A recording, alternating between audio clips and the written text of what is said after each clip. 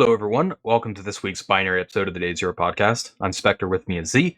Today, we have a format string bug, of all things, a case study of a V8 bug, and exploring V8 exploitation, and a Windows kernel bug. First, though, I'll get into the Spot the Vuln challenge, which we were a little bit late getting to posting, so sorry if some of you might have missed that. Yesterday was a bit of a weird day. We were a bit behind on things. But yeah, it's a Python challenge, and for those listening and who can't see the challenge, basically it sets up a socket server, receives a config over the network, and there's this chat user class, which has a load config and backup config methods, which it's not in the code, but presumably that can be called from the client handling. The method of interest here is load config. You may notice that it takes a config from the parameter and passes it directly to YAML load, and that's kind of the issue. If you look into the documentation for YAML load, PyYAML calls out the fact that it's unsafe to pass untrusted input there, and that's because basically what YAML load will do is it'll craft it'll decode it into a Python object. So essentially, if you have untrusted input going there, you can invoke an arbitrary Python function. So yeah, it's a pretty dangerous function to call. Relatively easy challenge, just one where you have to be aware of the implications of the YAML load there. But it has been seen in the wild, so yeah, just one of those things where you got to pay attention to the documentation, basically. Yeah, I mean, serialization is a risk everywhere you see it, honestly. Anytime trying to turn things into objects just always seems to have issues. Um, yeah, in this case, knowing about for YAML in particular, but same deal in a lot of languages. Yeah.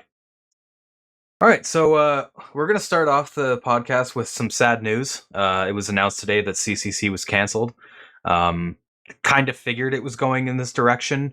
I know they made a post earlier this year which hinted at them like being able to go forward and run it, but it's been a little bit too long without any news or anything. I mean, the conference is in December, around Christmas time, so there should have been news about it already and something about ticket sales, I would imagine. So yeah, they canceled the Congress this year, basically just citing that if they went through with it, they would have to take a bunch of measures with I'm not sure what the mandates are in Germany, but it seems they would have to take a lot of strict hygiene regulations they would have to adhere to, and they felt that that would just kind of ruin the atmosphere of the Congress. So yeah, they decided to cancel it. Um, there is going to be the CCC camp in August of 2023, and they are looking at trying to do these decentralized local events. That's where they end off the blog post, is saying that while no large event may be possible this year, nothing stands in the way of smaller events. We are therefore looking forward to decentralized events of a variety of local groups between Christmas and New Year's. So yeah, it's unfortunate. I don't know if we'll be seeing the remote talks like we had last year. So there was no CCC last year either, but they did have the talks going, and they still they were still available online.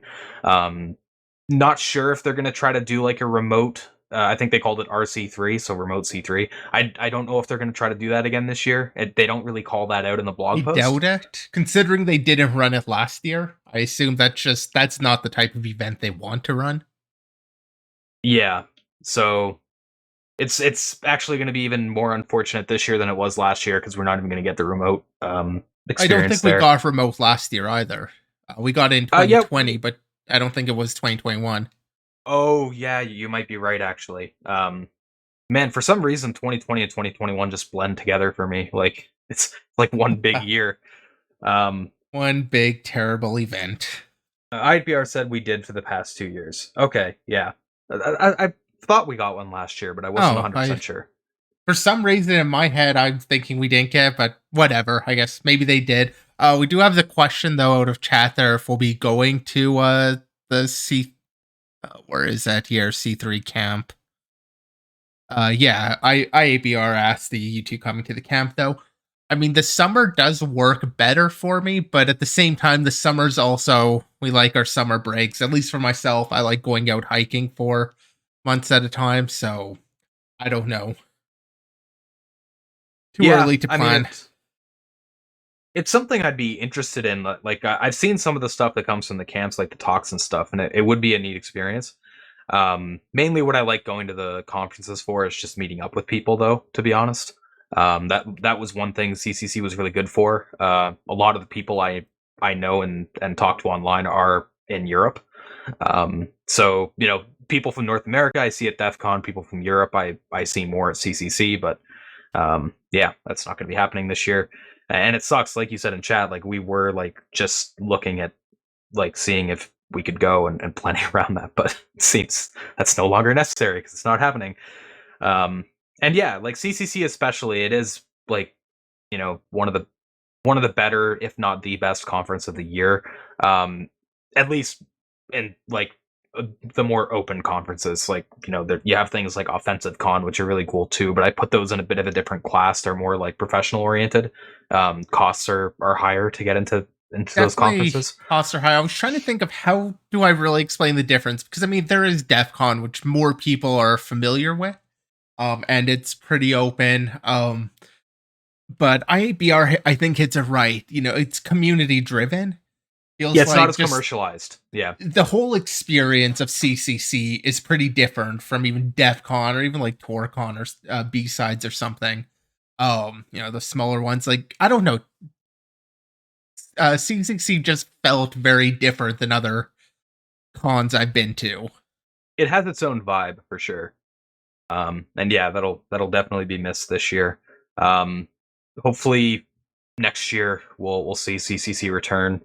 Um, Yeah, it's but bad yeah, timing for them to announce it this year. I think I just told you like last week or the week before, like, oh yeah, CCC was announced back during the summer that they may be doing it. And then sure yeah, enough, right after that, they decided to announce they won't do it. I was actually looking at booking a hotel and stuff. yeah, yeah. It's really unfortunate. But yeah, we'll have to keep a lookout, see if it comes back next year. Um, there has been some talk of people in the community of doing like a de facto CCC. So still meeting up and maybe organizing a little conference, but it wouldn't be ran by CCC, obviously. Um, but yeah, I don't know if that's really going to take off, and yeah, we'll have to see. But yeah, bit of sad news to start off the podcast. It was just announced today, so figured I'd bring it up. We typically like to talk about the conference announcements, and yeah, that was an unfortunate one. But yeah, we'll get into some vulnerabilities here. Up first, we have a post by someone in the community on Brick Tech, and this is one we should have actually covered last week. It was posted on October 5th. Somehow, though, it just got missed when we were searching for topics or scheduling the episode. So I feel apologies so on bad that. about that, honestly, especially because last week I was like, oh yeah, I was looking for, topics and we just couldn't find anything. And like, well, I found things, but they weren't good. Like, this was not a post I was thinking of. As I said that, I think what happened is I saw this post, I opened it up one evening, got distracted to go do something else, and then kind of carried on my feed, having already marked this as read, despite not having added to our schedule or something. Either way, we miss it. It's a solid right. There's two parts to this. Um, you've got part one, really just talking about the fuzzing aspect, building up fuzzer. They go with a kind of an intro. Really, you could read this if you don't really know what a snapshot fuzzing is. Kind of covering that. Going in, fuzzing it. They actually had to patch out the bug that they explained part two. They actually patched out the same bug just so they could fuzz deeper, which is kind of a common issue when it comes to fuzzing, especially less secure products, is you'll have bugs that actually block your fuzzer from being productive. So fun to see. Good read over there. Talk more on the exploitation here, which really is just a format string. Not, I mean, I want to say not the most common bug, but like we do still see it. It's crazy that you still see it, but you do still see format strings. This case has a couple of interesting aspects to it. The call, so TMNF game, I don't actually know a ton about it. I couldn't even tell you what that stands for, but It stands for Trackmania Trackmania. forever, yeah. Yeah. So racing game. Either way, it's got a RPC system, so can be called. You've got the XML there for it. Effectively straightforward issue. Get challenge info, param value, percent 99999s, leading to the crash. pretty classic format string issue, at least at that point. What does make different is you do have one, it's blind, so this is client server type deal. The format string itself is being executed over on the server. Client's never seeing any data, so you can't use it to leak information, at least not immediately. The other aspect that at least makes it different from how you end up getting format strings in like a CTF environment is that the format string itself that's being printed is sitting on the heap rather than the stack. Just makes it a little bit more difficult to reach out for some information. Basically, if it's sitting on the stack, you're controlling data on the stack. That's also where it's getting the pointers to print out in a format string attack. Makes it so much easier versus since it's on the heap. It's reading pointers off the stack, but you don't have any control over there, at least initially. Which is one of the... Actually, as I'm scrolling down here, I am reminded of one really cool thing from this post that I didn't know about. They talked about this binary ninja plugin, which is decomp to DBG.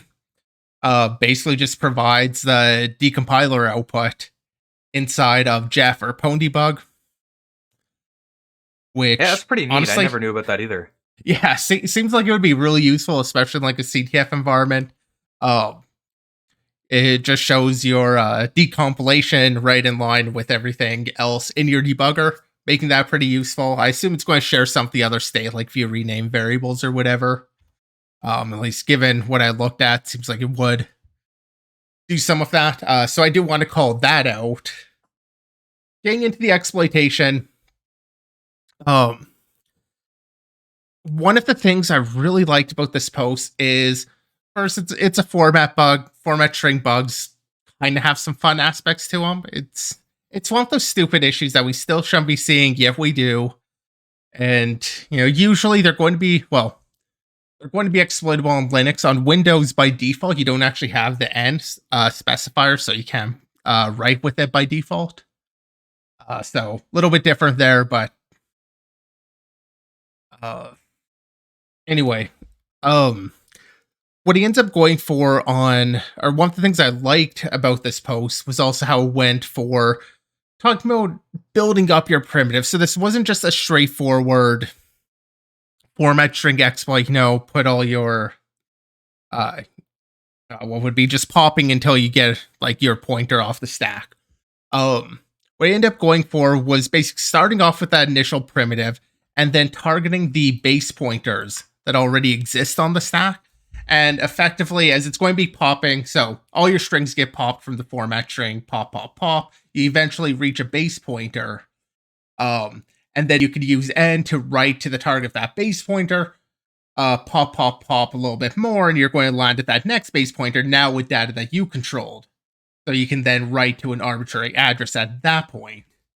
Kind of just a nice way of escalating it, turning it into a bit more of an arbitrary write primitive. Ends up talking about that aspect as, let's see here. There was one line I'm thinking of where he actually talks about this, but next we want to abstract, I'm quoting now, next we want to abstract away from the gritty or nitty-gritty details of the format string and start thinking in terms of abstract primitives, which is what I really like about this post, is that whole idea of primitives.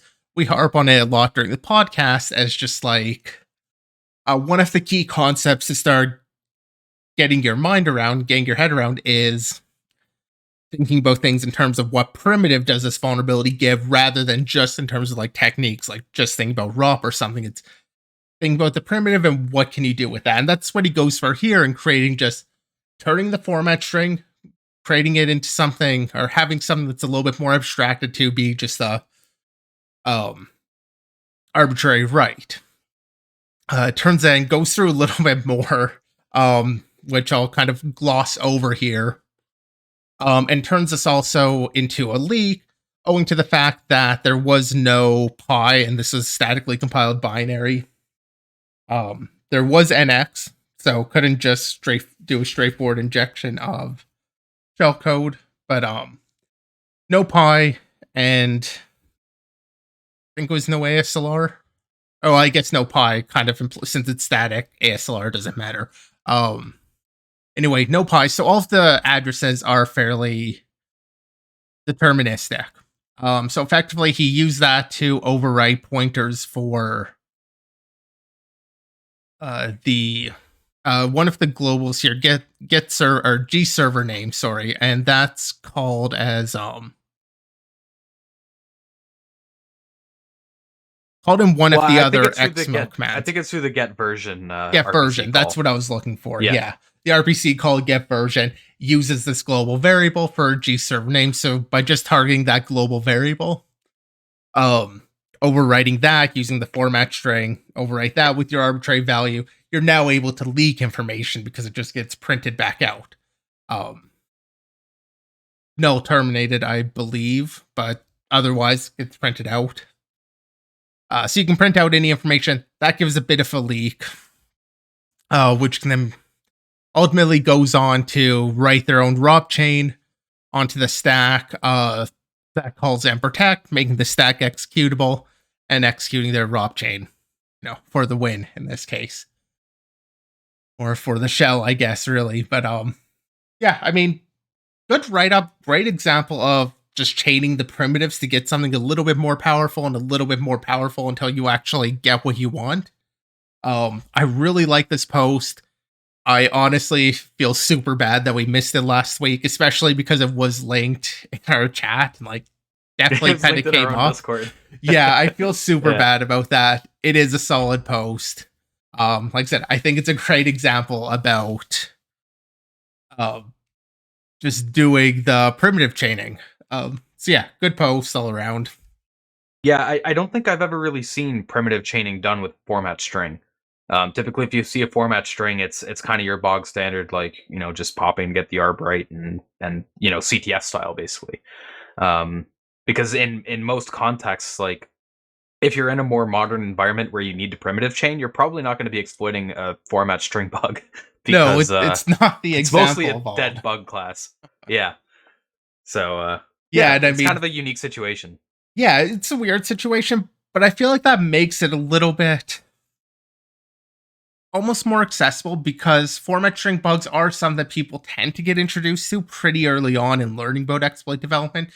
In my experience, a lot of things go, your stack based overflow, and then into format strings. Maybe a heap overflow and the classic on link attack might sit in between there, but format strings are often introduced pretty early. So it makes it kind of nice. There isn't a lot of crazy moving parts with this one. It makes it a nice introductory post. And yeah, the fuzzing post was also good. We're not really covering it here, but about snapshot fuzzing goes into it, some of the code, some of the challenges. Also a good part of it, but can't cover everything. Yeah. But like you said, solid set of posts, and yeah, kind of a cool situation to be in. Also, a lot of effort put in to make it digestible. Some nice diagrams showing everything. So, yeah, definitely a good post to read, especially if you're interested in getting into exploitation but don't necessarily have a bunch of experience. I think the posts are very accessible there. And just out of chat, there's Jay Rosner mentions and also IABR about and before it's also vulnerable to XXE. I would not be surprised at all, given the format string bug, if there was XXE here. But I could also imagine, being that this seems to be done in C, that it could also be a parser that's really simple and just doesn't support entities. All right, so getting into something that's a little bit less accessible, we have a Project Zero report on an integer overflow in the Windows kernel, specifically in the registry subsystem and the regload app key API, which allows you to load user-controlled hives without any special permissions. Since the registry hierarchy is somewhat complex, it makes for a good attack surface, as noted in the report. Up front, I will say I did struggle understanding this report a little bit. Since it's a bug report, a lot of the context isn't there for people that aren't familiar with Windows and particularly the registry subsystem. And the data structures do get somewhat complicated, and you have some terminology and whatnot. So apologies in advance if I do make some mistakes when covering this or misspeak. But yeah, the report goes into at least some of the basics of how the registry works for what's relevant for this bug. Basically, there's this concept of hives in the registry, which each user will have their own hive, and there's also a system hive, I believe. Yeah, I mean, Um, hives are, if you've ever looked at Reg Editor and seen like the H key, hive key, they're like your root of the registry. yeah. Then the registry hives consist of a group of keys, subkeys, and values. And internally, these are composed of bins, which contain chunks of data labeled as cells. So you kind of have this hierarchy of hives going into bins, going into cells. And then each cell consists of one of a few different types. It can either be like a key node, a key value, a key index, a descriptor, or raw data. Key nodes and key indexes are what's most of interest here. Key indexes, from what I can tell, are represented in kind of a tree structure, which can be one of four types. You can either have an index leaf, which has a list of subkey cell offsets, a fast leaf, a hash leaf, and an index root. And then all of these share the same basic structure. They have a 2-byte signature, count, and list of subkeys. The count field is what's important here for this bug, because it's a 16-bit count, so obviously it can't hold more than hex FFFF subkeys, and the maximum number of subkeys you can have through a 2-level structure is around 4 billion, right? Hex FFF times hex FFF. Under normal circumstances, hitting these limits is pretty much out of the question because these keys take up about 80 bytes, and registry hives have a max size of 2 gigabytes or so. But if you consider the fact that you can load an arbitrarily formatted registry hive with that regload app key call, those restrictions aren't really an issue anymore. So, You can kind of circumvent them, as they say in the report. Go ahead, Z. just to jump in there, in the comments, actually, he does call out that he believed that was the case because of the size, but he was able to achieve it with an index root. Basically, you would create an index root with 65,000, 65535 entries, but all of the leaves would only have a one subkey because you can craft it. So you basically have this largely empty thing that can be filled up. That's down in the comments there. Initially, he believed he couldn't do it because of the max size, but he found for the index root could. Of course, the other attack with the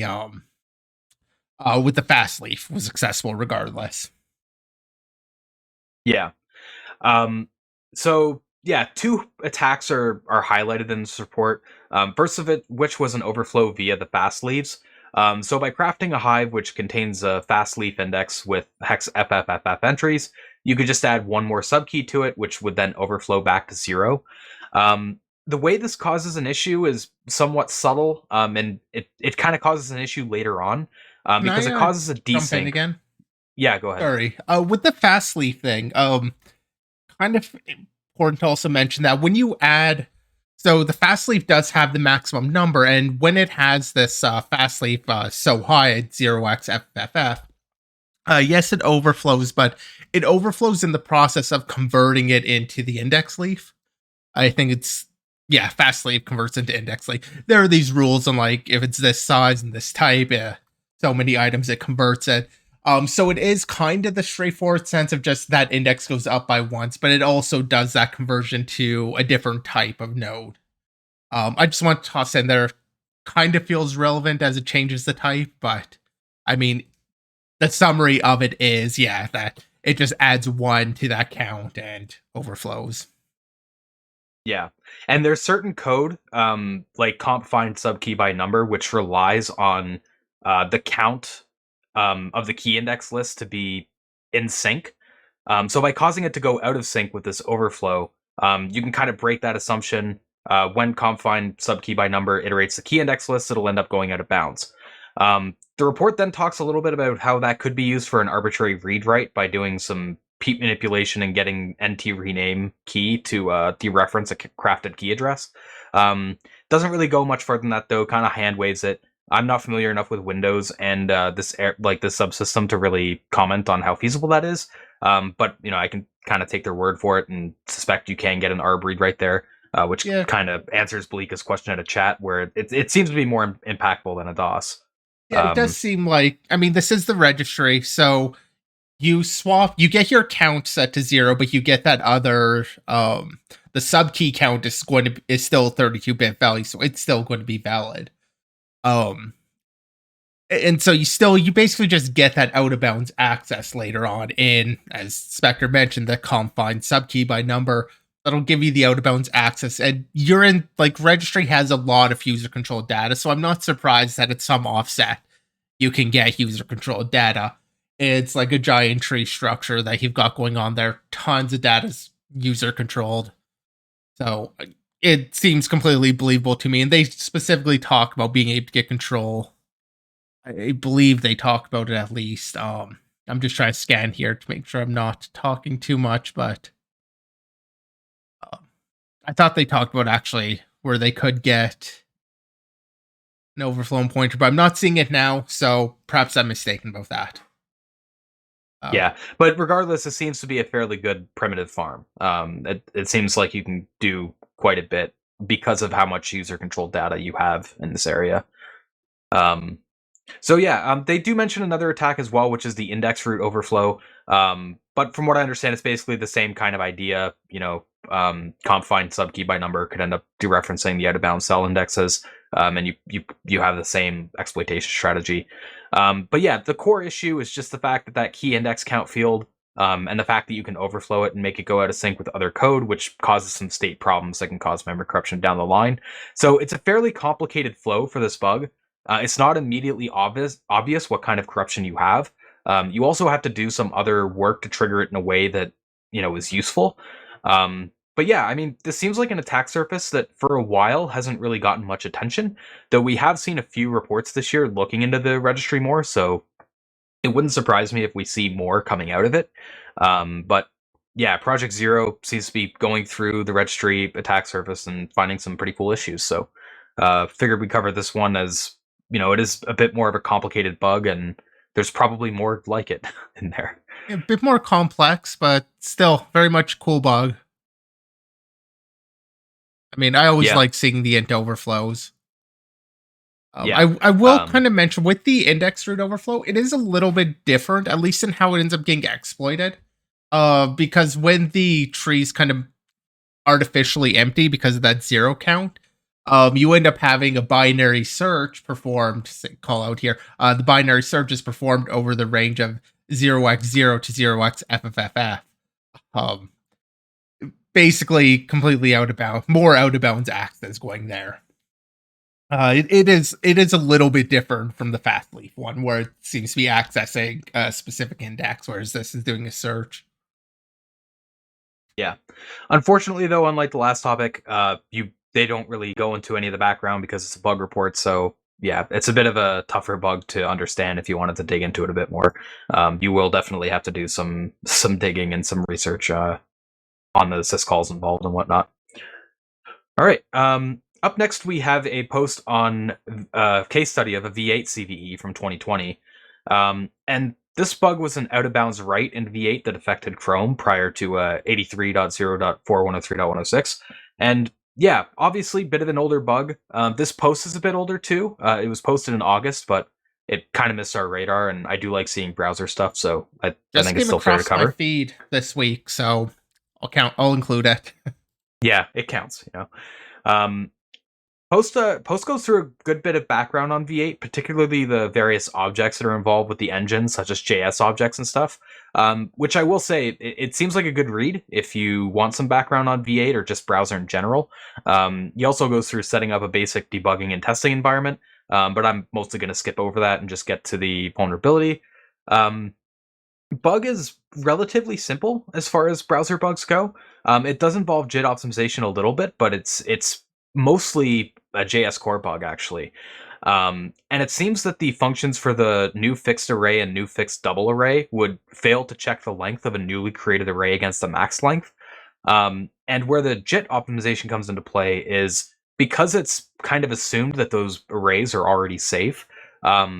The JIT optimization engine will basically optimize out boundary checks for the arrays. So yeah, the max size of an array is defined as hex 3 FFF FFE, but it's possible to get an array of size hex 3 FFF FFF created. So basically one more element, which is all you need in browser exploitation. And out of bounds access that small or relatively small is enough. So if you scroll down to the POC a little bit, Um, you can see they create this fixed size array or fixed size array of hex 40,000. They fill that with floats values. Then they create another array of hex FF size, which fills it with the first array. So that basically gets an array of size hex 3FFFC pushed. Then that gets concatenated into a giant array, which has 3 more items spliced into it. So basically, they just keep building up this array to get the one element out of bounds size created there. Now, I Um, don't recall this coming up in the post, but do you know if there's a reason why they chose to make the array 0x100 minus 1 rather than 0xFF? Like, was there a reason? Like, did that have to do with the no, I optimization, or is that just the fuzzer maybe gave that yeah, I think value? it's just they wrote it that way because it made sense to them, or that's what the fuzzer outputted. Um, there is some things with this POC where it's like I'm not 100% sure why things were done the way they were. It could be something where yeah, it was just like a POC that came out of a fuzzer, and that's why it's kind of weird. It probably could be optimized down a bit better, but yeah, there are some questions with the POC that I'm not totally sure on. I'd have to dig into the bug a lot All to right. figure out why, but I just figured since you've done more browser work than I have, you might have had some insight that I didn't know. yeah, I believe that's just like a code style thing. I don't think that has any like behavioral changes. Like you could probably put hexFF there and it would still function the same way, I think. Um, but yeah, so they create this very large array. They then have this trigger function, which uses it to smash an adjacent array's length to create a more useful out of bounds primitive. They also call this trigger function a bunch of times, like they call it 30,000 times. They're not really explicit in why that happens, but basically what they're doing there is they're creating a hot path. So by calling it a bunch, it tells the browser, okay, it's being used a lot. Let's JIT it. And then that's where the problem comes into play because the JIT will drop the guardrails. It won't have the bounds checking, and that allows the corrupted array or the array to get corrupted by the out of bounds write. So yeah, it's kind of an interesting bug in how it works. From there, they go into exploitation, but the exploitation section is mostly the common trick of just creating a type confusion between an array of doubles and an array of objects to get that classic fake obj and address of primitives. I won't go into that too much here. It is explained in the article. It's also covered well in the FRAC paper titled Attacking JavaScript Engines by Salo, which I've referenced before. But the TLDR of that is basically just abusing the fact that floats have access to almost all of the 64 bits of an element. Um, and they use that to mess with the pointers that are used in the backing stores of object arrays in JavaScript to create fake objects and also leak existing objects. So just creating that type confusion with array of doubles and array of objects. But yeah, I wanted to call it this post because it's a fairly understandable issue, even if you're not deep into browser exploitation. It does involve the JIT a little bit to be able to trigger it, and it talks about the optimization and dropping the guardrails from the JIT code. But it's not as crazy as some of the other JIT issues we've seen. And the core issue is rooted in those fixed double arrays and those arrays being created without checking the max length, checking against the max length rather. So, yeah, it's an interesting bug, fairly simple one, and yeah, this post does a good job of going through the background and making it accessible. So, good post overall. Yeah, I thought it had some good information in the background. Oh, no, I had some issue following, especially as it started going through the POC. Um, so not my favorite recommendation. Seems fine, but some parts just were confusing me a bit, I guess. And the bug itself kind of just falls down to lack of boundary checking, which, is an issue we're going to see elsewhere besides just in the browser. Sometimes with those JIT optimization issues, it's kind of like, we can cover them, but unless you're doing browser exploitation, it's not that valuable of a case to consider. Yeah. Yeah, basically, like what bit them here was they drop the bounds checking because they assume it's not necessary because they assume it's done somewhere else, but it's not. So kind of that you know idea of violating an assumption or just not checking an assumption to make sure that that's true. Yeah, expecting Um, someone else to do it for you. yeah, passing the buck basically. Yeah. And it didn't work out here. But yeah, it's cool to see, and yeah, I mean, I love browser exploitation. It's a very fun area, and it's unlimited primitives, basically. Like I said, the smallest corruption you can usually chain into a full, arbor read write. So yeah, and that's what's done here. Um, Now, I will say on some of the more modern browsers, there might be some other things that stand in the way. Um, browser browser security is kind of on the cutting edge. Um, I'm not as familiar with V8 as I am with WebKit. I keep up with WebKit a little bit more. But for example, like there has been work on doing heap isolation and like things like the gigacage allocator. I'm not sure if that would get in the way of this on exploiting it on more modern browser versions. But it could be. So, something to keep in mind if you were looking to look at the most modern browser versions. There might be some things that stand in the way, but the general idea and the concepts that are talked about here are still applicable. It just might require extra steps. So, yeah. All right. I believe that's pretty much all the topics that we have for today, unless you have any last minute ones, Z. If not, though, we'll go ahead No, and wrap it but up. I will actually, out of chat, XCD80, I really want to try browser exploitation. I don't really have any resource to recommend for that personally. I don't know if you do, Spectre. Would you recommend beyond just like Sailor's paper? I know Live Overflow has a browser exploitation series. I've heard good things about it. I have not gone through it myself.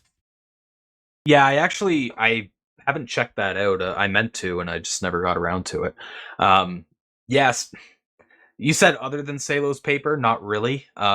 Salo's attacking JS Engines paper is really good for getting the background to how these attacks work and some of the And browser internals. and I think he Um, did an update like 3 years of attacking he did, yeah, JavaScript in engines the or most recent something. frac issue.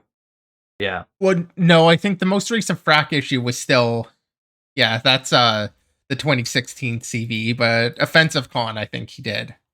I think Oh, this is the talk. oh yeah. Yeah, Sorry, because you're we right. covered the one talk, didn't we? Yeah, we did. Um, Um, I dropped the link in chat. I guess I'll add that into the show notes too. yeah. But I don't really have many other resources. For me, like I'm not an expert in browser exploitation, but I have done it. I have written a few exploits. Um, what helped the most for me was just taking an existing POC or NDAY and throwing it in a debugger. Now, obviously, this only works for certain types of bugs. So I've mostly worked with JS core bugs.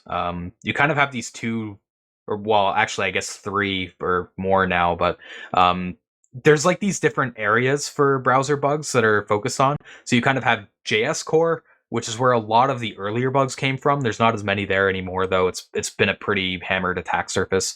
But that's like things like arrays and things that provide the JavaScript engine, basically. So anything that is coming out of JavaScript, like arrays or any of those objects, that's going to be in JS Core, implemented in JS Core. Anything that has to do with HTML or DOM, that's going to be its own kind of area, and it has its own isolated heap and everything as well. Then you also have like the JIT and WebAssembly and all of that stuff, which is kind of its own area too. Um, if you were looking to get into browser exploitation, I think JS Core makes the most sense to start with.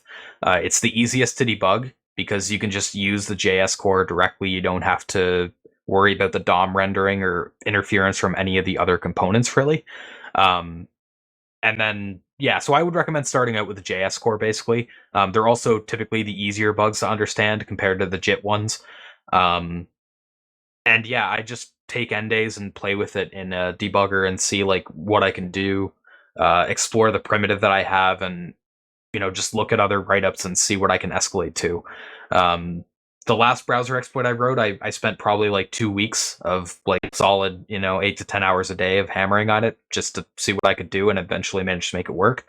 Um, and it was pretty frustrating, but it was also pretty cool to be able to do it, and I learned a lot from that process. So yeah, if you were getting started, I don't really have a lot of great resources to recommend beyond Salo's paper, or like the offensive con talk that Z linked, but I can recommend starting out with a JS core bug, and throwing it into like LLDB or whatever, and just seeing what kind of primitives you have. XCD80 Benjamin Sands has some courses, but so expensive. Yeah, I mean that's the thing. Pretty much all the Sands courses are going to be like 6 to 7 grand a seat, so Yeah, Yeah, Sans not super generally, accessible. I don't think is really going to be worth it. Um, we'll also drop a link here to Layman's Guide to Zero Day Engineering. I believe they did WebCAD exploitation, that one, or was They it? did, yeah. Yeah. I know we've talked about this talk before. It's more the process of getting started on a new target, but also kind of relevant if you're getting into browser exploitation. You are getting started on a new target, and so I got the process there. And I guess I'll shout out like even our not our getting started post. So we have a series of posts from CTF to real world exploitation where we kind of talk about the process of transitioning, and we talk about just how to approach a new target and like getting started on some target. So it would be applicable um onto like getting started on browser, but not specific to browser. If you did want to do like browser training, um what is it? Ret2 Systems as a browser exploitation course. Yeah, which for those who might not know, the talk we just mentioned, the Layman's Guide to Zero to Engineering, the people from Ret2 Systems were behind that talk, or some of them anyway. So yeah, I haven't taken it myself, but I'm pretty sure that it would be a good course to take if you were interested in that. Just because the people that are behind it are excellent. So yeah, it's worth checking out at least. If training is the route you wanted to go. And for something like browser exploitation, I think training does make a lot of sense where it might not in some other cases. It is one of those areas where the more knowledge you can get from people who have a lot of experience in it, it will, help you cut through a lot of the initial groundwork that you would have to do otherwise on your own. So, um, yeah, but that's pretty much Yeah, everything that I it's can recommend with browser exploitation. It is a very difficult target to get into. I'm not going to say it's super easy.